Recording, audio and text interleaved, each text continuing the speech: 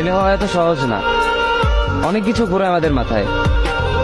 সব তো তোমার বইলা বোঝানো যাবে না, তারপরও কিছু বলি শোনো। আমরা ছেলেরা বউর সামনে মার সাথে ভালো করে কথা বললে মার আঁচলে থাকা সন্তান, আবার মার সামনে বউর সাথে ভালো করে কথা বললে বউর গোলাম। নিজের ছেলে মেয়েদের যদি মারি আমাদের দয়া মায়া নাই, আর ওই ছেলে মেয়েদের যদি কিছু না বলি আশকারা দিতেছি। নিজের বউরে দিয়া যদি জব করাই সেই ক্ষেত্রে আমি বউর কামাই খাই, আর যদি বউরে দিয়া জব না করাই আমি সন্দেহ করি।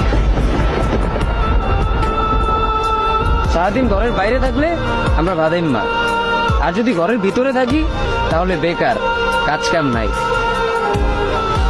আর এই তোমাদের মেয়েদের গায়ে যদি আমরা ভুলেও টাচ করি না আমরা নির্যাতক, আর যদি তোমরা মেয়েরা আমাদের গায়ে হাত তুলো আমরা কাপুরুষ।